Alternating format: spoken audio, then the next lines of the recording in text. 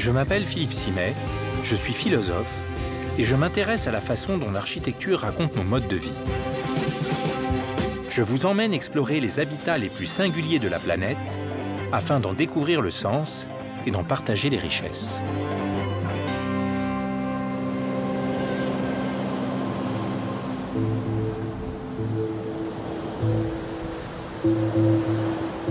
Côte sud de l'Islande, à quelques kilomètres de ses plages de sable noir, de ses terres volcaniques, se dressent les îles Vestmann.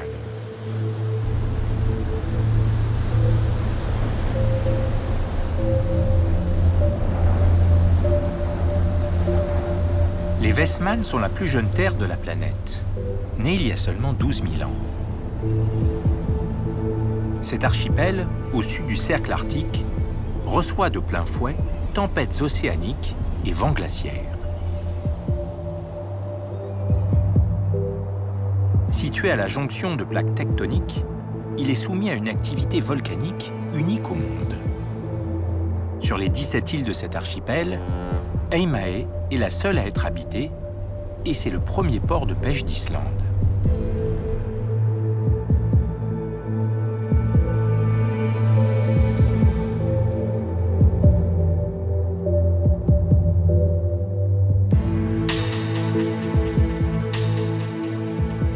Comment ces quelques 4500 habitants font-ils pour vivre au milieu d'éléments aussi instables et destructeurs ?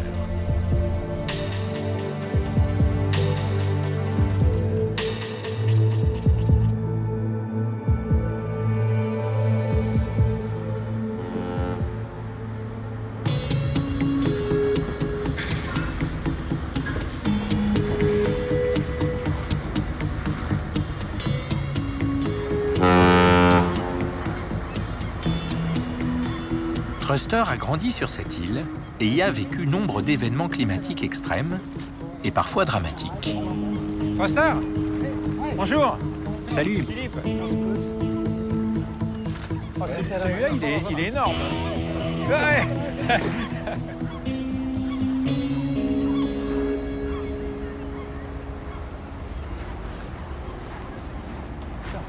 À première vue, les maisons d'Eimaey semblent légères et fragiles, posées à même le sol, comme si elles étaient exposées à la violence du climat et de la nature. On a vraiment l'impression que le village est inséré au milieu de tous ces rochers au relief très escarpé, omniprésent. Oui, en effet, Heimaey est une île jeune. Les plus anciennes parties de l'île n'ont que 12 000 ans et la montagne la plus récente a seulement 40 ans. Donc c'est une terre jeune et active et c'est vraiment une aventure de vivre ici. Par exemple, regarde ici. Tu vois, c'est de la pierre ponce. Ah ouais. Elle provient de la lave du volcan qui est entrée en éruption en 1973. Et qu'est-ce qui s'est passé exactement en 1973? Le 23 janvier, le premier jour de l'éruption, la lave a commencé à couler sur le village et sur les habitations. L'éruption a duré 5 mois et 400 maisons ont été complètement recouvertes de lave et de cendres. C'était une véritable catastrophe. Mais il y a quand même des conséquences positives. Le village est plus à l'abri et mieux protégé contre les intempéries maintenant.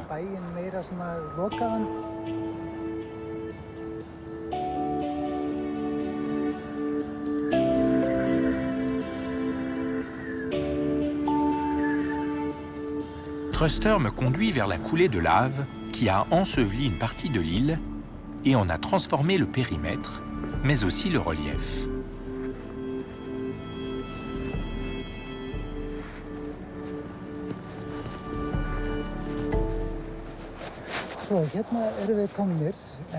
La lave s'est arrêtée ici. Là, tu vois des vestiges de l'ancienne citerne d'eau de notre piscine qui se trouvait un peu plus en bas. Les derniers jours, la lave l'a complètement recouverte. Qu'est-ce qui a arrêté la lave? La lave a été refroidie par de grandes lances d'eau qui projetaient de l'eau de mer. Il y avait des dizaines de pompes à incendie en batterie, c'était incroyable.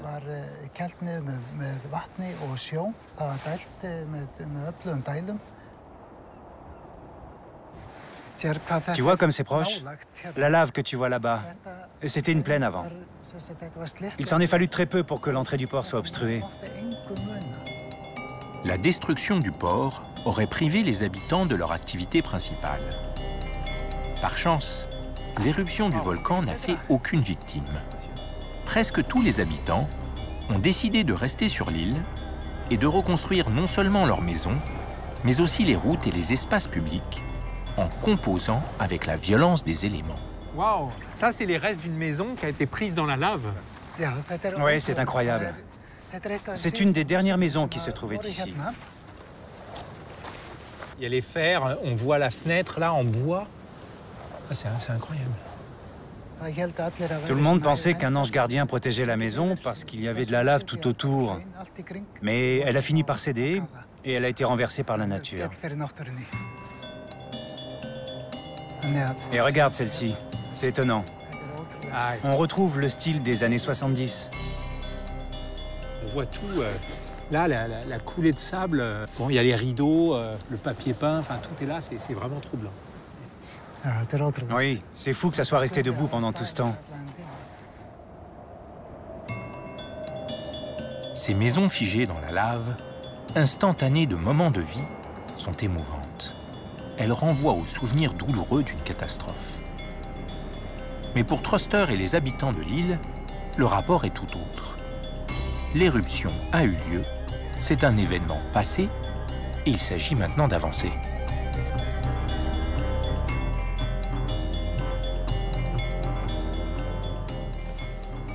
Salut! Je ramène le poisson. Je te présente Philippe. Bonjour. Aslog. Philippe. Allez dans le salon, j'amène le café.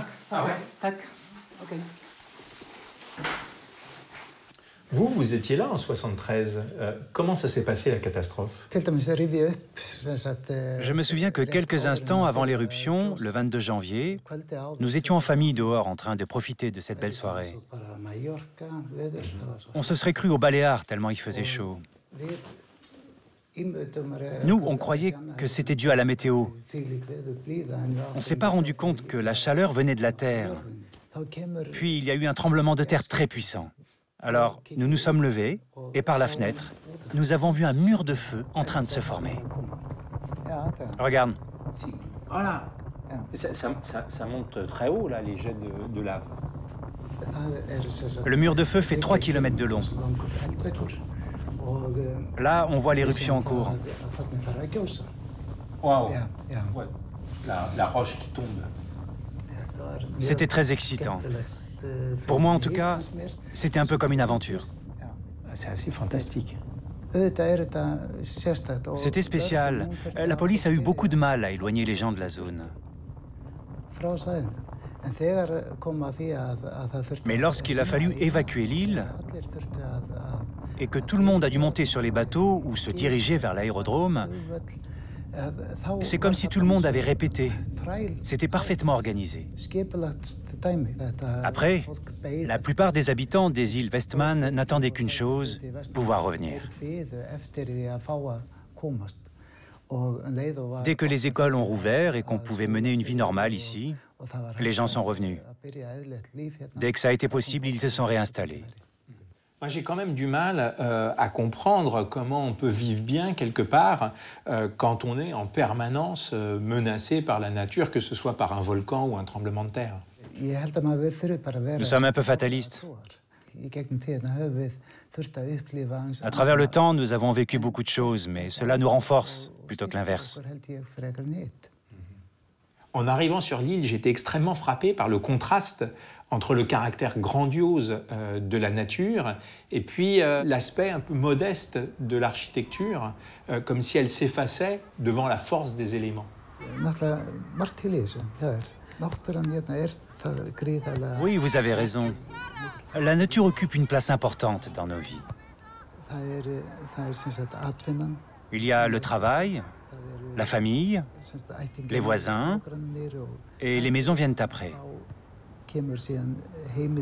C'est une communauté familiale. Ici, nous sommes très soudés. Mais je peux vous dire que, au final, c'est la nature qui fait qu'on reste ici. C'est elle qui nous réunit.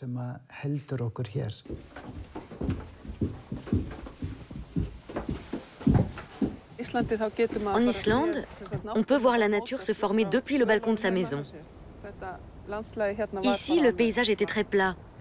Il y avait le mont Helgafell, et là, il y avait une plaine. Maintenant, il y a une nouvelle terre, une nouvelle montagne. L'instabilité de l'environnement qui entoure ces maisons bouleverse la conception même de l'habitat, qui repose sur l'idée de protection et de sécurité. C'est beau.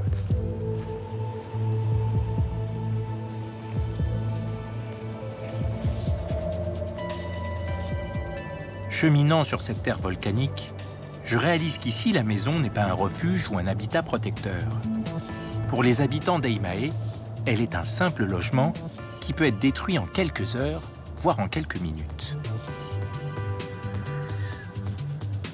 Pour vivre ici, ils n'ont pas d'autre choix que d'habiter la nature, de l'investir tout entière et de tirer parti de ce qu'elle peut offrir.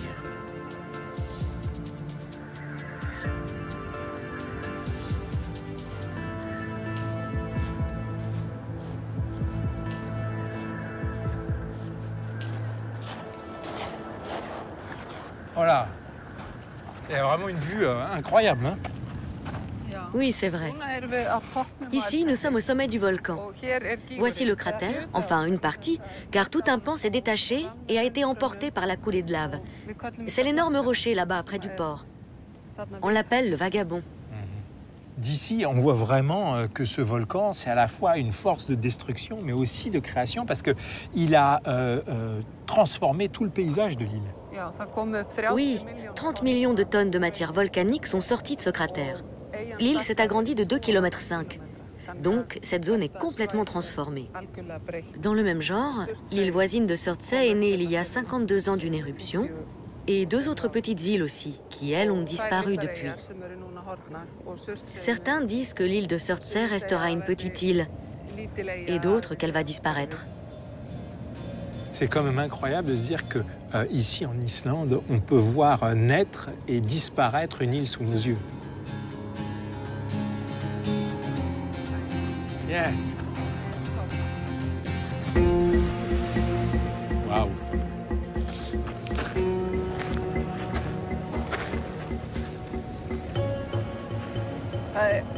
Il y a encore de la chaleur ici. On ressent l'énergie. Le sommet est si chaud encore que nous y faisons cuire du pain. À certains endroits, légèrement sous nos pieds, la terre fait 300 degrés. Tiens, là, elle fait du pain.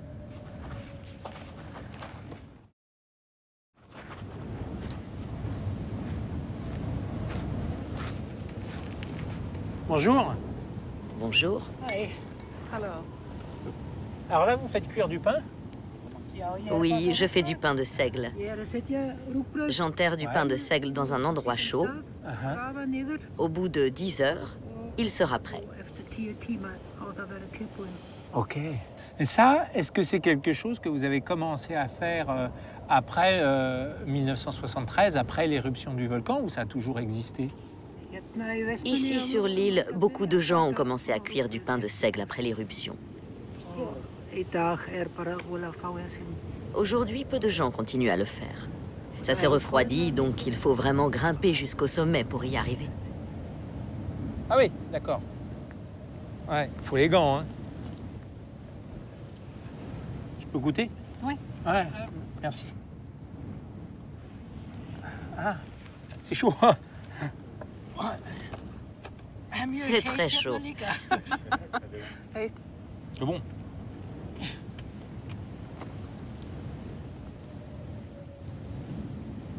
Avec un peu de lave.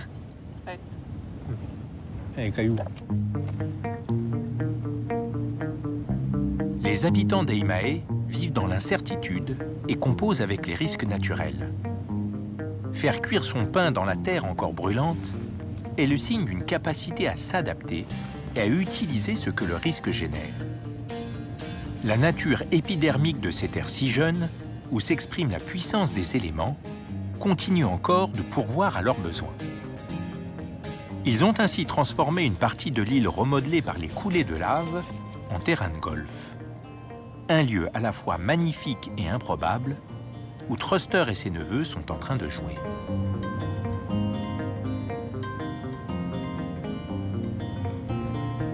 Oui. Alors, doucement. Miaou. Il faut quand même une énergie incroyable pour reconstruire un village quand il a été quasiment détruit. Oui, nous puisons de la force dans les montagnes, la mer et dans toute cette belle nature tout autour de nous. Nous sommes entourés d'énergie. C'est super. J'ai l'impression que quand on vit sur une terre jeune comme cette île, on a moins peur de recommencer. La nature qui nous défie nous renforce aussi, car elle nous soude, elle crée du lien social, elle nous amène à nous battre.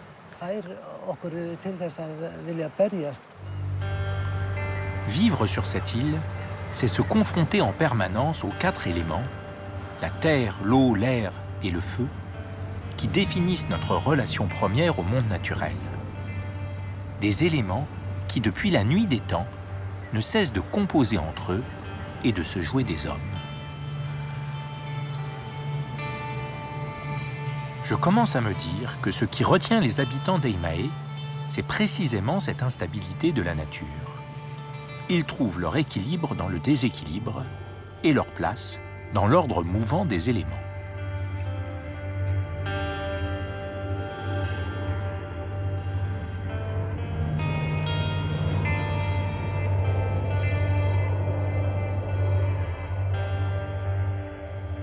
Truster m'a conseillé de rencontrer Jacob, un de ses amis chasseurs de macaremoine, un oiseau que les Islandais consomment depuis l'époque des Vikings.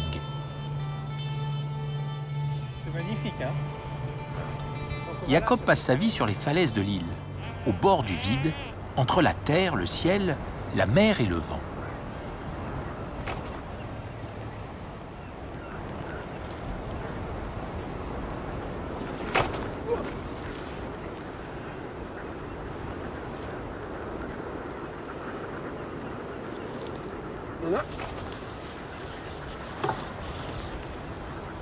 C'est un gros, hein? Ils ont un bec incroyable, hein? Depuis quand est-ce que vous chassez le macareux? Je chasse le macareux chaque année depuis que j'ai 9 ans. Sur l'île, nous chassons selon nos besoins, pas trop. Nous faisons attention à notre environnement. Nous sommes proches de la nature et nous ressentons très fortement sa présence. Ici, la nature est très diversifiée. Mais quand on la connaît depuis qu'on est enfant, on sait où est chaque pierre. Même s'il y a du brouillard et une tempête, on sait exactement où on marche.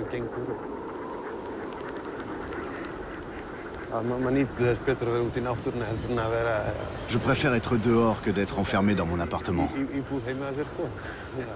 Il y a plein de façons d'être dans la nature.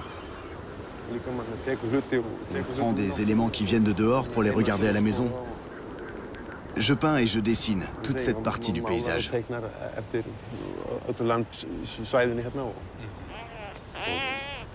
Il m'inspire beaucoup. Pour moi, c'est assez difficile de comprendre comment on peut trouver sa place au sein d'une nature qui est tellement changeante et incertaine. Ici, tout peut changer et se modifier. Parfois, il y a des éboulements. La nature peut être très dangereuse et très belle. En politique, c'est la même chose. Ils décident de ce qu'il faut faire. Et nous sommes informés après coup. Dans la nature, c'est pareil. Une colline peut dégringoler, et toi tu constates les dégâts le lendemain. C'est comme une maison emportée par une éruption. Elle est simplement partie. C'est comme ça. Mais toi tu vis. Là où l'instinct, sinon la logique, commanderait de se tenir éloigné du bord, de construire à distance du flanc d'un volcan ou d'une exposition aux tempêtes, les habitants d'Aimae font le contraire. Ils s'incrustent, ils restent. Dans une île si petite, la possibilité de meilleurs horizons n'est-elle pas une tentation? Un marin de 70 ans tel que Grimur n'a-t-il jamais eu le goût de partir et de ne pas revenir? Vous avez tout connu, les tremblements de terre, les éruptions volcaniques, la tempête de l'océan. Vous ne trouvez pas que c'est trop dur d'habiter ici? Non. Non, non. En 1965, Ouais. lorsque Surtsey est sorti de la mer, nous pêchions le hareng juste à côté de l'éruption. Le hareng était attiré par la chaleur. Nous avons eu un problème d'hélice. Nous ne pouvions rien faire. Le bateau était bloqué. Quand l'éruption s'est arrêtée, nous avons été aspirés dans la spirale engendrée par le cratère. Et quand l'éruption a repris, nous en avons été éjectés. C'est arrivé plusieurs fois. Et pourtant, vous n'êtes jamais parti. Non, non, non, non. Non, je partirai pas. Je connais rien d'autre.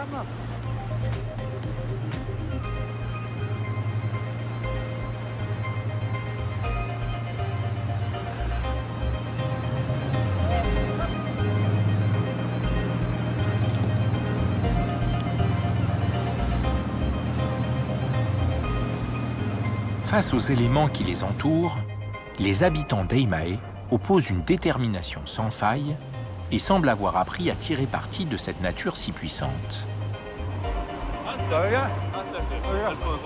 Merci. Je décide ainsi de rendre visite à l'ingénieur qui dirige l'usine géothermale de l'île, parfait exemple de réactivité face aux aléas. Pour moi, c'est complètement fou de me dire qu'on peut habiter sur une île où on va voir comme ça un volcan apparaître, où il va y avoir des tremblements de terre et des failles qui vont fracturer toute l'île, où il y a des tempêtes, où on voit d'autres îles apparaître et disparaître. Enfin, c'est une sorte de chaos, quoi. Ici, nous avons une expression, tirer avantage de l'ennemi. Par exemple, nous utilisons la vapeur émise par l'éruption pour chauffer les maisons. Une certaine masse de lave est montée avec l'éruption, avec une grande chaleur. Et cette énergie a chauffé le village pendant 10 ans, et gratuitement. Mais cette chaleur a été épuisée au bout de 10 ans. Vous avez su être réactif et tirer profit des ressources naturelles du volcan, même si c'est dans le contexte d'une catastrophe. Ce qui est spécial, c'est que pour la première fois dans le monde, une éruption a eu lieu au milieu d'une zone urbaine. C'est pour ça que cette usine de géothermie que nous avons construite ici est unique au monde. Nous aurions bien aimé que cette source d'énergie dure plus longtemps, mais malheureusement, c'est la nature qui dirige.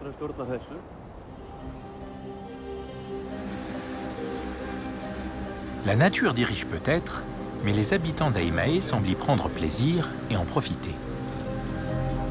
L'escalade le long des falaises ou les excursions dans l'archipel sont ici les principaux loisirs.